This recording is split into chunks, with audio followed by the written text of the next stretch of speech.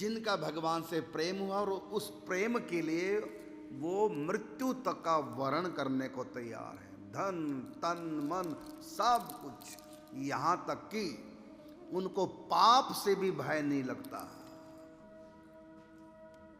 नरक जाने से भी भय नहीं, पाप से भी भक्त नहीं डर सकता।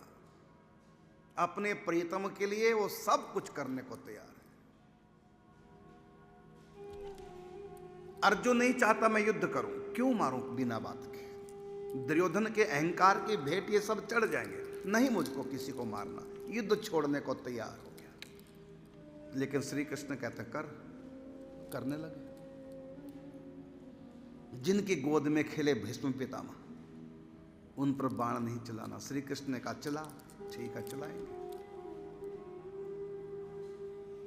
अपनी ममता का गला घोंट दिया अपने प्रीतम श्याम सुंदर की प्रसन्नता के लिए। कितना प्रेम करते थे भीष्म पितामह, और भीष्म पितामह भी पांचों पांडवों से कितना प्रेम करते थे। उस प्रेम को भी बलि चढ़ा दिया। श्री कृष्ण की आज्ञा युद्ध कर तो करना है, अपनों को मार देना है, पाप पुण्य दोनों समाप्त, अपने प्रीतम की चाह पूरी करनी। हनुमान जी ने पूरी लंका में आग लगा दी। पाप है किसी के घर को फूंकना, वो भी पूरी लंका को। कसूर था रावण का, फूंक देते रावण का घर। मंदिर मंदिर प्रतिकर सौदा, देखे जहां था अग्नित योदा, तो उनको फूंकते, पूरी लंका को फूंक डाला। क्यों? राम जी की आज्ञा। बस पाप लगेगा, लगने दो, हमें पाप से मतलब नहीं, हमें अपने से कोई मतलब नहीं। नरक जाएंगे चले जाएंगे, हमें अपने राम की इच्छा पूरी करनी। राम जी ने कब कहा था लंका फूंक दो? राम जी ने तो ये कहा था कि सीता की खोज करके लाओ, संदेश आके सुनाओ कहां सीता। खोजने के लिए भेजा था, लंका में आग लगाने के लिए नहीं। कहा नहीं, राम जी ने कहा था। कहां कहा था? तो जब हनुमान जी अशोक वृक्ष के ऊपर छिपे बैठे हैं, नीचे भगवती जानकी जी हैं,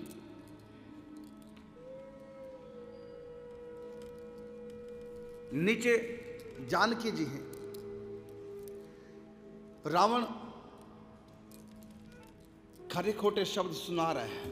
पहले सीता का मन आकर्षित करना चाह रहा था। तृणधर ओट कहे तो वह दे, देखा तक नहीं उनकी तरफ।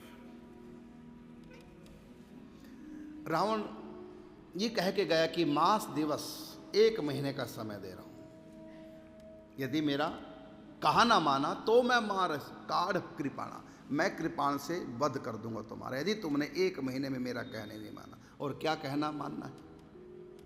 मेरी रानी बन के रहे। रावण कह के चला गया। दासियों को कहा इनको खूब सताओ, ये भय के मारे, क्योंकि भय भी ना होए ना प्रीत। तो उस समय त्रिजटा कहती है उन राक्षसों को, अरे मैंने अभी अभी सपना देखा है। अभी अभी का मतलब ब्रह्म मुहूर्त की घटना है। और अक्सर ब्रह्म मुहूर्त के सपने सत्य होते हैं, लेकिन जो स्वयं सत्य होते हैं उनके सपने सत्य होते हैं। झूठे लोगों को झूठे सपने आते हैं, जो सच्चे मानव होते हैं उनको सचमुच में ब्रह्म मुहूर्त में कई बार उनका बहुत कुछ भगवान गाइड कर देते हैं सच्चे लोगों को। त्रिजटा थी, विभीषण की बेटी थी, वो धार्मिक थी, अनुरागिनी थी, और पता भी चल गया हनुमान जी को सपना सच्चा। क्योंकि क्या कहा कि मैंने सपना देखा। क्या देखा सपना? कहता लंका में एक वानर आया है। हनुमान जी को हो गया पक्का, क्या कि सपना सच्चा है। फिर बड़े ध्यान से सुन रहे, अब क्या करना मुझको, अब क्या होगा? बंदर तो आया हो तो ठीक, सपना सच्चा है, इसके बाद आगे क्या कहेगी? फिर कहा सपने वानर लंका जारी, सपने में उस बंदर ने लंका को जला दिया। तो सपना सच्चा था कि नहीं? तो हनुमान जी को करना पड़ा, ये राम की आज्ञा है। भगत को सपना आया और सच्चा आया। पता कैसे चला कि सच्चा सपना है?